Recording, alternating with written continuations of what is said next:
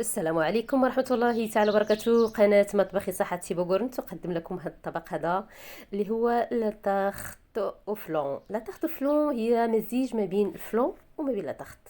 تعطينا واحد المكون رائع جدا بصراحة. أشياء اللي كتذوب في الفم إلا كنتو من عشاق لي تارت اللي كتكون مويو أو لا، فيها بحال فيها السيرو مرطبة مزيان. يعني الاشياء اللي كتكلعي بالملعقه، فهذه هي الحلوه اللي كتقلبوا عليها. فغادي ديروها وانتم فرحانين وغادي توليو مدمنين عليها بصراحه. انا بصراحه كل مره كندير الجديد، وهذه تحت عليها رائعه جدا. اللي يبغى يعرف الطريقه فما عليه الا انه يتبعنا الى اخر الفيديو، لان عندي مراحل مراحل مراحل، كل مره كنعطيكم مرحله. فغادي نمشيو المكونات. اول شيء غادي نحتاجو القرع الاحمر، غادي نحتاجو تقريبا كاس ديال القرع الاحمر. بعد ما كنقطعو كنديرو في واحد الكويس تلقى فيه كاس ديال القرع الاحمر. كنديروه في واحد الكاسرول وكنخليه بدون ماء، نقص ليه النار على المهل ونخليه يبدا يطيب. كناخذ واحد البرتقاله كذلك تنقطع طريفات، نحيد منها داك البذور ديالها، النواه اللي كتكون عندها لداخل، ونقيها مزيان. وكنديرها مع داك القرع ونقص ليهم النار ونخليهم حتى يطيبوا حتى تيوليو مربى. عرفتوا شنو هو المربى؟ كيطيب على المهل حتى تيطيب مزيان وكيعقد لاصوص ديالو كتجينا خاطره مزيان. كنمشيو كناخذوا نصف لتر من عصير البرتقال اللي كنكونوا عصرناه يدويا، وكنحاولوا اننا نشوفوا لا يكون فيه شي عظام ولا شي حاجه كنزولوه. وكنديروا هاد النصف لتر ديال البرتقال في وسط واحد كاسرونه، وكنديروا فوق النار يغلي يوصل درجه الدبس او لا مربى، لان ملي كنبغيو نديرو الدبس فاحنا كنصفيوه، كنحيدو منه كاع داك التخت ديال البرتقال كنحيدوه، تيبقى غير السائل الصافي. كنديرو واحد الثوب ولا شي حاجه مناش كنصفيوه. من بعد ملي كيعقد شفتو كيولي دبس كونفيتور، كنزيد عليه واحد الكاس ديال اولا نص كاس ديال العسل، وكنحركو باش يعطيني، لان ملي كيولي دبس كتكون فيه نسبه الحموضه عاليه. انا بصراحه درت تقريبا جميع انواع الدبس ديال الفواكه كلها، درتها تقريبا كلها لاني كنبغيه وكندير به حلويات. زدت ليه واحد نص كاس ديال كاس صغير ديال العسل باش يعطيني الحلاوه، وكنخليه يطلع فيه الغليه وكنرفعو فوق النار ونخليه يبرد، لانه ملي غيبرد غادي يجمد، غادي يولي عاقد، كيعطي واحد السمك. يعني ملي تحطو في شي بلاصه كيبقى شاد، ما تيبقاش سائل اولا كيتشرب بسهوله. انا بغيتو نديرو كطبقه للتزيين، هذا غادي نخلي ابار نزين به هذه الطخت ديالي في الاخير. هادو مراحل كنديرهم هما الاولى، هادو الاشياء كنديرهم هما الاولين. ما تنساوش دير واحد قرية طيطانه ديال الملحه، كتعطي واحد الخلفيه كتطلع في هاد المربى رائع، مربى دبس. كنمشيو لمرحله اخرى، وانني كناخذ برتقاله كنقيها وكنحيد لها هذيك القشره كما شفتوا دابا يعني في الفيديو، وكنحاول انني ناخذ دوك الشنينيفات ديال البرتقال هادو لتزيين. يعني غادي تشوفوا الطريقه كيما درت، ديروا بحالها تتحصلوا غير على داك اللب ديال البرتقال. نمشيو على الطريقه دي حتى تكمل البرتقال كلها. هذه طريقه كديروها باش انكم يعني تزينوا بها، لانني انا دايره هذه لا تاخت فلون بالبرتقال، يعني كتجي رائعه. يعني الناس اللي كيعشقوا البرتقال فهاد لا تاخت هذه كونوا على يقين غادي تعجبكم 100%، وغادي تولوا مدمنين عليها كيما انا. دابا ملي كتسالى ليا تنفكر ثاني خصني نعاود نديرها. كناخذوا مقلاة كنديروا فيها فوق منها ملعقه كبيره ديال عسل ليمون. كنضيف ليها داك العصير ديال البرتقال اللي كيهبط لينا من داك الليمون اللي نقينا، وكنخلطو وكنضيفوا ليه قرفه. نسمو بالقرفه على حسب الكو. انا عزيزه عليا القرفه فدرت القرفه. نتوما تقدروا ديروا الباديان، تقدروا ديروا قشور البرتقال كذلك، قشور الحامض، يعني على حسب كل واحد يدير الكو اللي بغا. بما اننا يعني لا تاختو ديال الليمون فالقرفه كتجي معاه. كناخذوا دوك الشنينفات ديال البرتقال كنديروهم في داك الكراميل، وكنبقاو نحطو كنبقى باش يتعسلوا ليا ويجوني شاربين يعني الحلاوه وكذلك القريفه. وكيعطيونا واحد لوغو حتى ملي كناكلو، واخا هو غادي يكون عباره عن زينه، ولكن تيكون عنده مذاق، و بليس كيتغلف داك الكراميل، يعني كيجي في المنظر ديالو زوين. ماشي بحال الا حطينا عطريف ديال البرتقال، هذوك البرتقالات هكاك محطوطين تيبقاو تلقوا لينا اصلا الماء ديال العصير، وغادي يبللوا لينا ديك لا طاخت. غادي نمشيو لطريقه تحضير لا طاخت، يعني لا طاخت اللي غنحتاجو. غادي ناخدو داك الكونفيتور ديال القرعه وديال البرتقال اللي طابو، شوفوا كي ولاو عاقدين، يعني حتى داك السيرو ديالهم عاقد خاطر، لان طيتهم على المهل وخليتهم حتى ولا داك البرتقال يطلق الدبس ديالو، داك السكر الفريكتوز يعني عقد. هنا خديت تقريبا واحد نص كاس ديال عصير البرتقال، رطبت فيه تقريبا كاس ديال التمر، نقيته وعبرته في الكاس. عندي كاس ديال البرتقال خديت منه نص كاس، رطبت فيه التمر باش يرطب، باش منين نبغي نطحنو يذوب ليا بسهوله. غادي نضيفو مع داك العصير ديال اولا داك الكونفيتور ديال القرع الاحمر مع الليمون، وغادي نطحنهم مزيان تيتي يذوبوا تيولي كوم ان بيوري، يعني يوليو يعني رطبين ملسين في الملس ديالهم رطب، يعني نيلين. تقدروا نتوما ديروا هذه الطريقه في خلاط الكهربائي، يعني الخلاط اللي كديروا فيه العصير. انا غير هذه ديجا خدمت بها وما بغيتش ندير بزاف ديال الماء توسخوا ليا. غادي ناخذوا واحد البول وغادي نديروا فيه 3 البيضات وخلطوهم مزيان. غادي نديروا واحد تقريبا راس معلقه ديال الملحه، وغادي نخلطوهم مع بعضياتهم باش يطلقوا. غادي نضيف العسل، تقريبا واحد 2 معالق ديال العسل، لان عندي التمر ديالها، عسل ديال الليمون. هذا الليمون بصراحه العسل كنتقدم عند واحد السيد تيبيع العسل، يعني كونفيونس، تناخذ منه دائما العسل دائما. انا تقريبا يومين تنشري كيلو العسل تبقى كل مره ندير هذه. هذا هو الخليط اللي حصلنا عليه بعد ما طحنا التمر وداك الليمون وداك القرعه. هذا هو الخليط اللي حصلنا عليه. صافي وكتخلطوه مع البيض والعسل،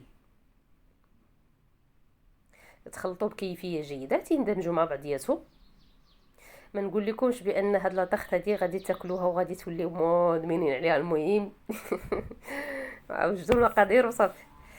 هاد الزبده هادي فهي الزبده بلديه، بصراحه انا كنتقدى دائما الزبده بلديه واخا هي غاليه، ولكن بون اللي ضروري احكام. ذوبتها حيت من هذاك اللبن، ذوبتها مع شويه ديال الايزوكني اللي هو الزعتر. شفتوا انا درت 3 معالق ونص ديال الزبده بلديه. عرفتوا بان ملي كتكون الزبده يعني دابت وحيدات من تحيد من اللبن فهي كتكون الدهون كثيره، يعني ما تكثروش منها بزاف لان غادي تعطيكم دهون. وعرفتي داك المذاق ديال هاد الزبده ملي كيكون فيها زيكوني رائع جدا. لما كتبغيو الزبده فيها زيكوني ما ديروش، اولا ذوبوها تتحسوا على بورنوازيت، يعني كتولي اللون ديالها بني شويه، ماشي بني داك البني، المهم تتنقصوا لها النار وحتى تذوب وكتعطيكم واحد اللون واعر. كديروا واحد تقريبا 6 كاس ديال المكسرات اي نوع، انا درت ديال القرعه. غادي تنسموا بالقرفه اولا قشور البرتقال او قشور الحامض او الباديان، هادو كلهم كيجيو مع هاد لاطاخت. نسيت ما قلت لكمش بان غادي ديروا كاس ديال السميده، كاس صغيور ماشي كبير، كاس ديال العنبه ديال السميده مخلطه مع هاد القمح، مع الخبز القمح الخبز كنطحنوه بحال لا شابلوغ. هذا هو السر ديال هاد لاطاخت، يعني كيدار بالخبز. زلافه اللي كتشربوا فيها الشوربه عامره بالخبز مطحون، وغادي ديروا معاها كاس ديال صغير، كاس العنبه ديال السميده، تتخلطوهم مزيان عاد تتبقى تضيفوهم. وهذا بصراحه الخبز انا ما كنرميش، ودائما انا ما تيشتليش الخبز عمره ما شي، يعني قرطوطونا ديك الزقيقونه ديال ديك الحبه الرقيقه ما كترماش عندي انايا ديال الخبز، ما يمكنش يترمى عندي الخبز انايا. شو انا كنعجن الخبز بالقمح وبالشعير وبالخميره البلديه، امبوسيبل نرميه بالمره بالمره. انا ما تنقطع انا الخبز عندي انا دي مغسول، وكنجبد لي مغسول يكفوني جوج طروفه في النهار، في الصباح وفي الغداء وفي الليل، لان انا ما كنتغداش. كنخرج كنمشي لخدمتي كنجي مع ديك 6:30 تناكل. هنا عندي البيكربونات الصوديوم، غادي نحتاج جوج معالق صغار، وكنخلطهم. هي كتفاعل بزاف مع الحامض ومع البرتقال، يعني كتفاعل، يعني لا درتو كيكه بها فكتطلع لكم واحد الطلعه واعره. المهم انتوما ملي ديروها اون فوا كتخلطوا، كتاخذوا مول كتلبسوه بالزبده ولا بالزيت، وكتلبسوه بالسميده مزيان، وكتفرغوا المحتوى ديالكم فيه. كي تخلطوها كترموها، ما تبقاوش تخلطوا لان الخبز باش ما يتعجنش لكم. وعلاش كنديروا السميده؟ باش السميده كتشرب لينا السائل ديال داك العصير وديال سميتو، وباش تجينا هشيشه وما تجيناش معجنه، ما تجيناش يعني السائل ما يطغاش لينا على الخبز ويردوا لينا يعني معجن. تندير السميده، هذا هو علاش كنديرها انايا معاها.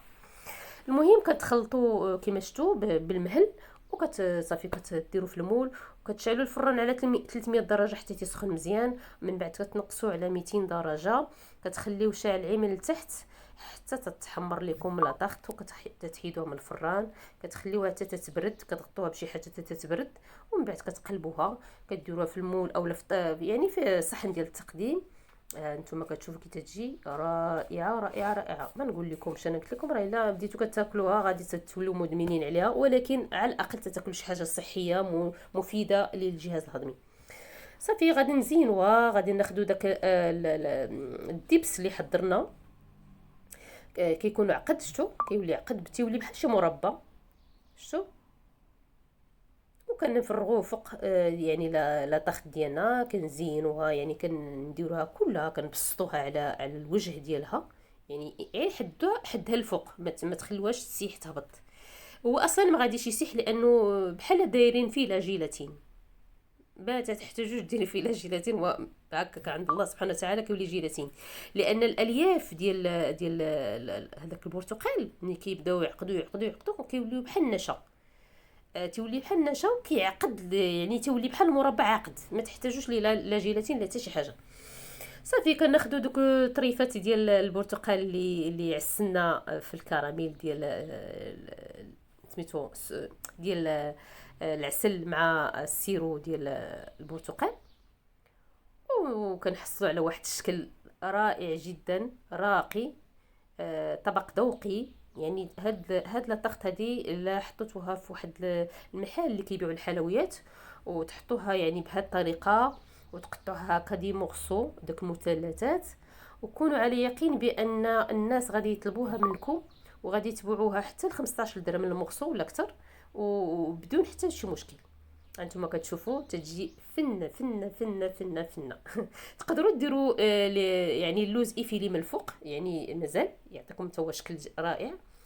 المهم نقدم لكم هاد لاطاخت او فلون يعني بكل حب وكل احترام، وكنبغي نقول لكم بانكم ما تردوش جربوها، غادي تعجبكم بزاف، غادي تعجبكم لدرجه ما تصوروهاش، وغادي نقطع لكم وتشوفوها كيفاش كتجي. بصراحه الوالده كتكون حدايا مسكينه راده البال معايا، كتقول لي مسكينه، انا كنعرفها بان باغا تاكل، وكنعطيها هي الاولى لانني ما نقدرش نخليها كتشوف فيا وانا كنقطع فيها، غادي نعطيها واحد الطريف باش تاكلو، بما انه رطب تاكلو بسهوله. مسكينه عزيز عليها. وانتم عارفين بان المكونات اللي دايره فيه كلها صحيه، يعني من الخبز ديال الدار اللي معجون خميره البلديه، وفي الشعير، في دوك المنسمات، في البذرات، لدرجه رديناها طاخت وفلون لي جراقي وذوقي، تعطيو الضياف ديالكم وما يعرفوش اشنو داكشي فيه، اشنو هو داك الخليط بالمره.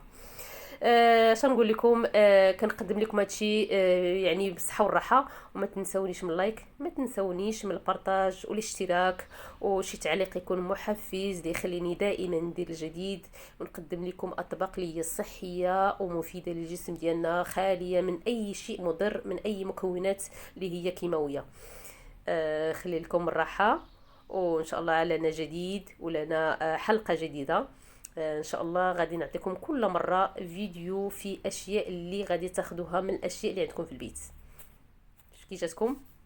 رائعه، اليس كذلك؟ لا تبخلون علي بالتعليق وبالاشتراك وبالبارتاج وباللايكات وكل ما يوجد في عالم اليوتيوب. كي جاتكم هاد لاطاخت؟ أليست بأنها ذوقية؟ اللغة العربية الخلطة بالشرطة.